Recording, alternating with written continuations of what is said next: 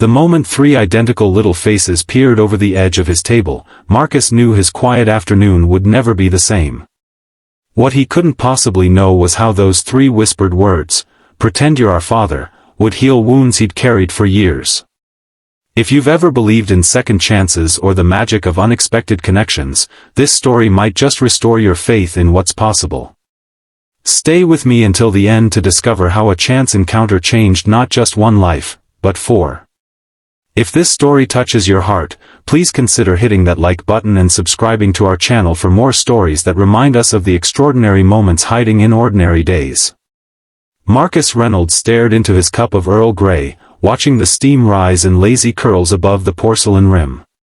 The bustling cafe around him might as well have been silent for all the attention he paid it. 3 years as a single father, and 2 months since his daughter Emma had left for college across the country.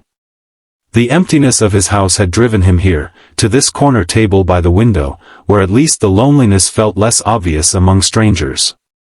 At 42, Marcus had grown accustomed to the rhythm of parenthood, the morning rushes, the afternoon homework sessions, the evening talks about everything and nothing. Now, his days stretched before him like blank pages he didn't know how to fill. His phone sat face up on the table, Emma's last text message still open, "Doing great, Dad. Don't worry about me so much. Love you." He smiled faintly at the message, then looked up when he felt the strange sensation of being watched. 3 identical pairs of hazel eyes were studying him from just beyond the edge of his table. Triplets, girls, perhaps 7 or 8 years old, with matching chestnut braids and freckles scattered across their noses like constellations. "Hello," Marcus said, straightening in his chair. The girl in the middle stepped forward, her voice dropping to a conspiratorial whisper. "Pretend you're our father." Marcus blinked, certain he'd misheard. "I'm sorry." "Please," the girl on the left added urgently. "Just for a little while." Before Marcus could respond, a harried-looking woman in her 30s approached, balancing 3 hot chocolates and what appeared to be the weight of the world on her shoulders. "Girls. What did I tell you about bothering strangers?" She set the drinks down at a nearby table, her expression a mixture of exhaustion and embarrassment. "I'm so sorry, sir. They've been imaginative lately." "It's all right," Marcus said, finding himself oddly reluctant to end the interaction. "No bother at all." The woman, Claire, he would later learn, hesitated, then gestured to the empty chairs at his table. "Would you mind if we joined you? The cafe's packed, and the girls seem to have chosen you already." Something in her voice, a familiar weariness, perhaps, made Marcus nod. "Please, I'd welcome the company." As the triplets scrambled into their seats, introducing themselves as Lily, Rose, and Violet in rapid succession, Marcus caught Claire's eye. The gratitude there was unmistakable, but so was something else, a guarded wariness that spoke of disappointments and broken trust. "So," Marcus said, turning to the girls, "why did you want me to pretend to be your father?" Rose, distinguishable by a small birthmark near her right eye, leaned forward. "Because you looked sad. And you have kind eyes, like Daddy did in the pictures." Claire's sharp intake of breath was almost inaudible, but Marcus caught it. The past tense hung in the air between them. "The girl's father passed away 2 years ago," Claire explained quietly. "Military. Afghanistan." Marcus nodded, understanding blooming in his chest. "I'm sorry for your loss." "Mommy's sad a lot," Lily volunteered, stirring her hot chocolate with solemn concentration. "Even when she smiles." Claire's face flushed. "Lily, that's not." "It's okay," Marcus interrupted gently. "My wife left when our daughter was 4. I know about smiling through the hard days." Something shifted in Claire's expression then, a recognition, perhaps, of a shared battlefield. The conversation that followed came easier than either adult expected. They talked about the challenges of single parenthood, about Claire's job as a pediatric nurse working night shifts, about Marcus's work as an architect who had recently started working remotely to be more available for Emma. The triplets, meanwhile, peppered Marcus with questions about his daughter, his house, whether he knew how to braid hair properly, not really, he admitted, earning giggles, and if he liked to read bedtime stories. Emma's favorite was the paper bag princess, Marcus told them, smiling at the memory. We read it so many times I still know it by heart. We've never heard that one, Violet said, her eyes wide. Maybe someday, Marcus replied, surprised by how much he meant it. When it was time to leave, the girls insisted on hugs, wrapping their small arms around him with the unguarded affection only children can offer. Claire handed him her phone number, her fingers trembling slightly. The girls would love to see you again, she said, then added more softly, and I could use a friend who understands. Marcus nodded, something warm unfurling in his chest. I'd like that very much. That first meeting at Riverside Cafe became a weekly tradition. Every Saturday afternoon, Marcus would arrive early, order his Earl Grey, and wait for the whirlwind of energy that was Claire and her daughters. The girls quickly adopted him as a surrogate uncle, a role Marcus embraced with increasing confidence. For Claire, these meetings became an anchor in her chaotic week. Between night shifts at the hospital and the constant demands of raising 3 energetic children alone, she had forgotten what it felt like to have an adult conversation that didn't revolve around work or childcare logistics. You know, she confessed to Marcus one rainy afternoon while the girls were entranced by a street performer visible through the cafe window, before you, I couldn't remember the last time someone asked how I was doing and actually waited for the real answer.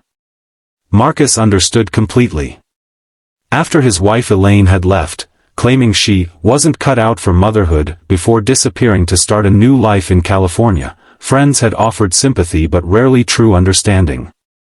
They couldn't grasp how exhaustion could seep into your bones, how loneliness could find you even in a room full of people, how you could simultaneously love your child fiercely and still occasionally long for the freedom of your former life.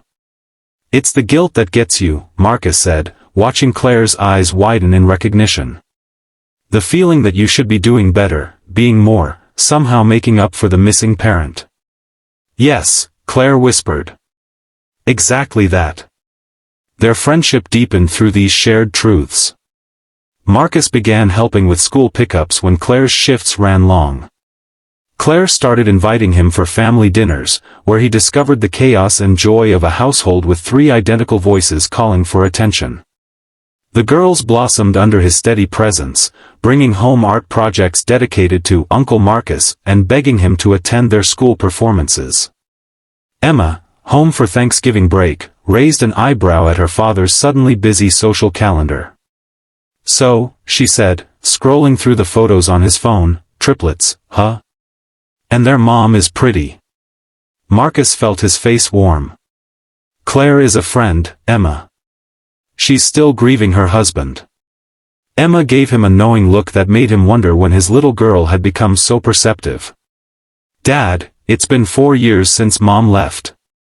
And 2 years since Claire's husband died. Maybe friendship is just the beginning. Marcus dismissed the idea, but found himself thinking about it later that night. He and Claire had carefully maintained boundaries, both protective of their vulnerable hearts and the children who depended on them. But sometimes, when their hands accidentally brushed while reaching for the sugar, or when they found themselves laughing at the same absurd moment of parental chaos, he felt something stir that he'd thought long dormant. Winter arrived with unexpected harshness that year.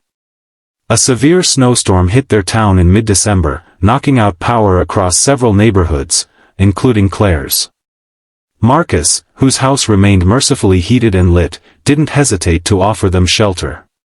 It's just until they restore power, Claire said apologetically as she and the girls arrived at his doorstep, their cheeks pink from cold, overnight bags clutched in mittened hands. Stay as long as you need, Marcus replied, helping them with their things. Emma's room is made up for the girls, and the guest room is ready for you. That evening, as the snow continued to fall in thick, silent curtains outside, Marcus found himself in a kitchen filled with laughter. The girls insisted on making dinner to thank him, a chaotic production of spaghetti and meatballs that left more sauce on the counters than in the pot. Claire moved around his kitchen with surprising ease, finding utensils in drawers as if she'd always known their place. Later, after the girls had been tucked into Emma's queen-sized bed, 3 heads sharing one pillow despite the abundance of others, Claire and Marcus sat before the fireplace, wine glasses in hand. "Thank you," Claire said softly. "Not just for tonight, but for everything these past months. You've become so important to us." Marcus looked at her then, really looked at her, the gentle curve of her smile, the strength in her shoulders that carried so much, the vulnerability in her eyes that matched his own. "You've given me purpose again," he admitted. "After Emma left for college, I felt unnecessary. The girls, and you've reminded me that I still have something to offer." Claire's hand found his in the space between them, her fingers cool against his palm. "You offer more than you know, Marcus." The moment stretched between them, full of unspoken possibilities. But neither was ready to cross that threshold, not yet. Instead, they talked late into the night about their hopes and fears, about raising daughters in a world that could be both beautiful and cruel, about the unexpected turns their lives had taken. The power outage lasted 3 days. By the time Claire and the girls returned to their home, something fundamental had shifted. The boundaries remained, but they had softened, allowing for a new kind of closeness to develop. Spring brought new challenges. Rose, always the most sensitive of the triplets, began having nightmares about her father. She would wake screaming, convinced she was forgetting what he looked like.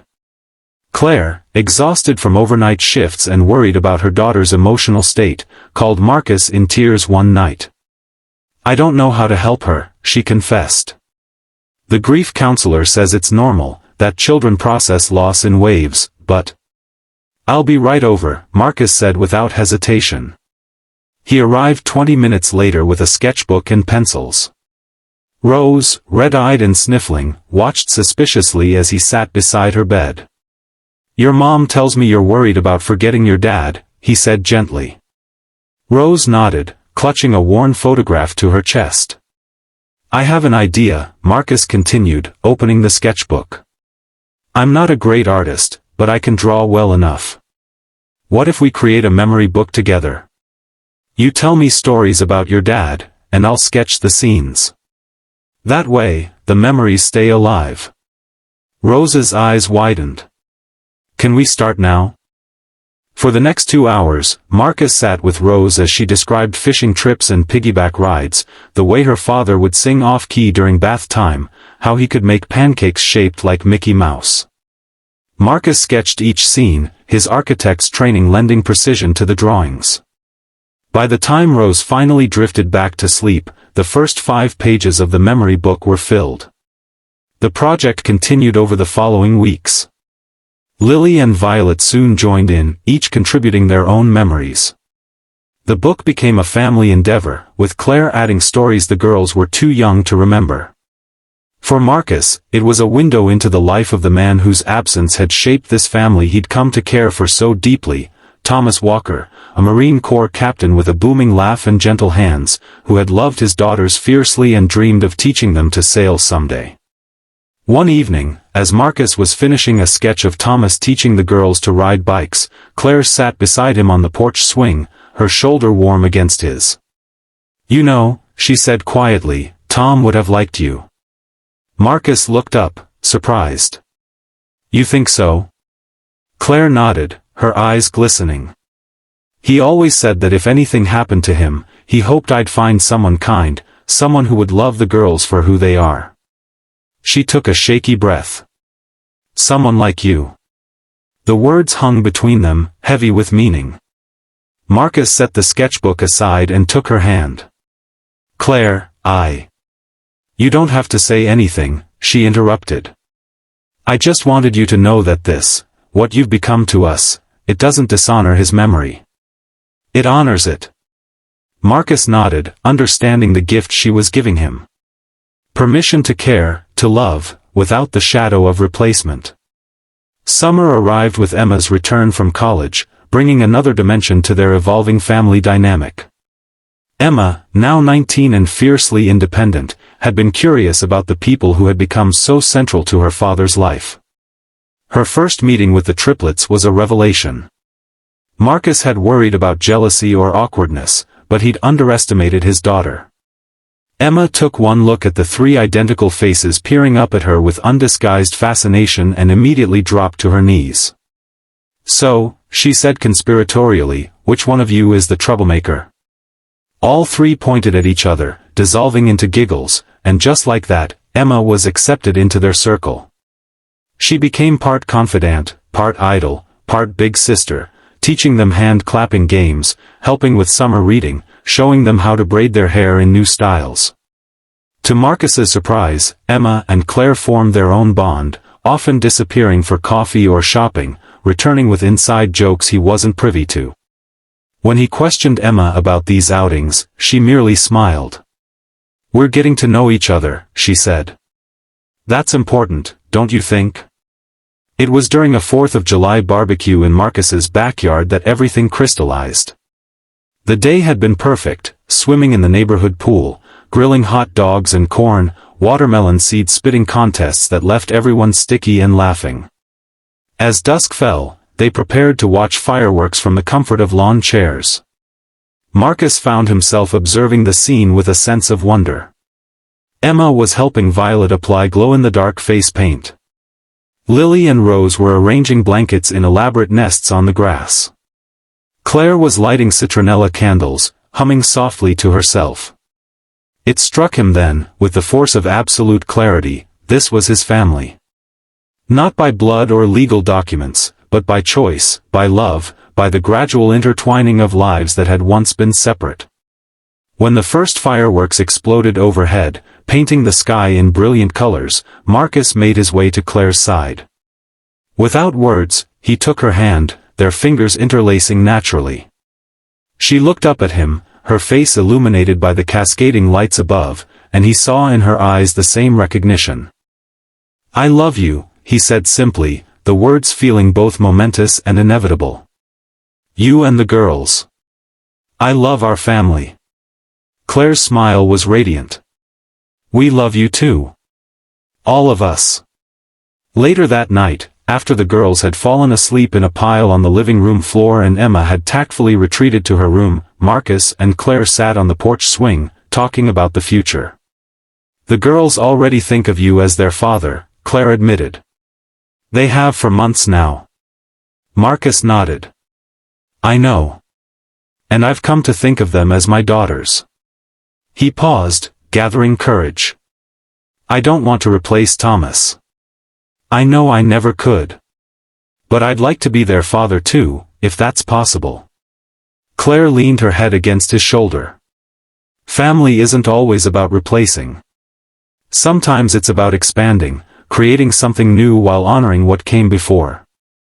They talked until dawn about practical matters, how they might combine households, the adjustments the children would need, the pace at which they should move forward. But beneath the logistics was a current of certainty, of rightness, that neither had expected to find again.